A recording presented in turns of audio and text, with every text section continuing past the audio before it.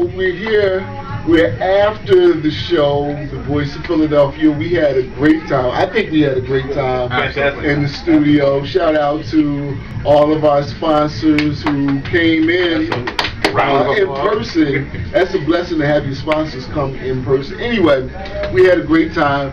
So one of the things we kind of got into on the back end was the whole Jason Collins thing. He's the unemployed an NBA player who came out of the closet, and I don't know if that's a good term, because I know if I was gay, I wouldn't want to be, wouldn't people to refer to me as coming out of the closet. But anyway, he came out as gay, and being a realist and also a sports fan, asked the question, do people really care? Because he was on the downside of a career that wasn't stellar to begin with. Right. So, and we have my man Elijah, who wanted to say. Well, actually, what it is that I think that looking at his stats, I think he was 3.6 rebounds, 3.8 points in the game. That's only 3 more than I had. Exactly. I didn't even play that. Exactly. So he was a utility player. I mean, he played his role. He was a very tough player, and he took up a lot of space in the center, right. And he was very good at doing that. You asked the question, was it important that he came out? I said, did anybody care? Did anyone care? Of the level of the player you was. I think it would be a shame, it's a sad commentary on America, if a person's prowess at a particular gift deems whether or not it's important, something that they say that's monumental. Now, I think that what he said, or what he did, was a very strong step. And whether he was a marginal player or not, the fact that he made this statement is important. Unfortunately, unlike with Jackie Robinson, where Branch Rickey could go and search and get a college grad who was a all-star in 4 sports, basketball didn't seek for a LGBT player to come out. Basically, someone just stepped up. Basically, he said himself, he just stepped up to the plate. So he is a very articulate gentleman. He went to Stanford, very bright guy. Isn't the most gifted athlete, but is it important what he did? I think in a way it is. With the amount of bullying that goes on in high schools and elementary schools right now, the majority of bullying, unfortunately, that occurs in school is gay bullying.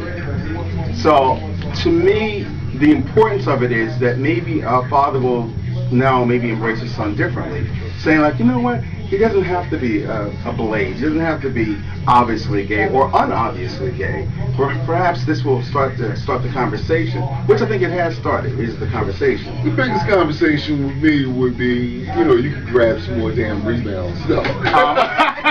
My comment is, I really wish it was some player that had these colossal talents. Because I think then, to be honest with you, if he was a more gifted player, I'm not attacking his ability, right. But had he been a more gifted player, I do believe it would have sent shock waves. Okay, well, let's go here. I'm going to pick on Rob for a minute. Do you, in any stretch of the imagination, believe that he was the first gay player in the NBA? No, absolutely not. I think any sport, it doesn't matter what sport you go to, right. Basketball, baseball, football, there's gay players everywhere. Soccer, rugby, you name it. And the fact that the sad fact is, even if you take just Jason Collins in basketball, his twin brother didn't even know. Right. Think about the levels at which he had to go to hide who he was. Not coming out of the closet, but we're talking about he finally had the opportunity to embrace his true self. Which it's unfortunate he had to wait this long to do that. It really is. But by no means is he the first and only gay athlete in any sport. Absolutely not. No, because prior to Amici came out, who was a British player. Yeah.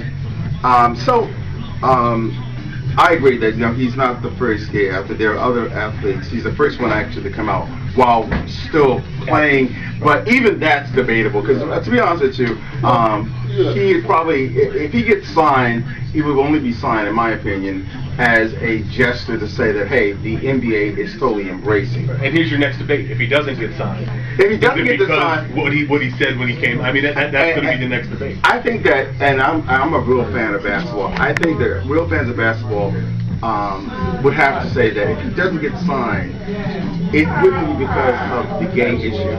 Because really, like I said, his stats were, his stats, he's a utility player. I mean, he's not a star. Now, let's say it was somebody who was in the middle of their career and it came out.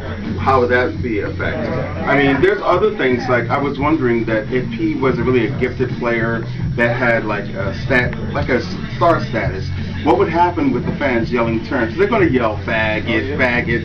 What do? You do tee up the arena?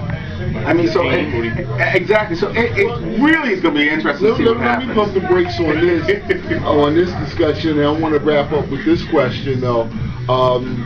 I don't know if you were an athlete. I know I played some ball. You played football. To me, the bottom line, when I have somebody on my team, is not who they're sleeping with that night, but going back to when it comes to basketball, there are only two plays: South Pacific and put the ball in the basket. So I mean, I might tease him about being gay, but at the end of the day, do you think his teammates would be like, just give me at least those 3.6 rebounds?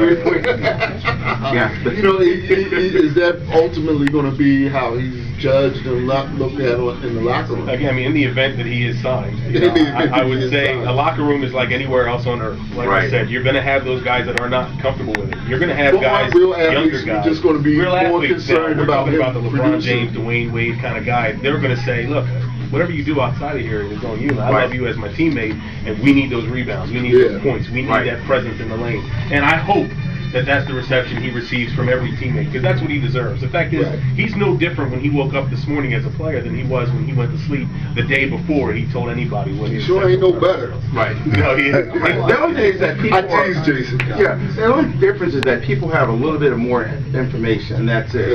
And I don't think that knowledge should be punished. Because all he did was he gave people more knowledge. Now, the one thing I will say is that I agree with you that, basically I think a lot of teams, a lot of players will be uncomfortable. And I think a lot of people will be uncomfortable because, I think they're going to be uncomfortable because they're afraid that if they don't act harsh, people start to question them as soft.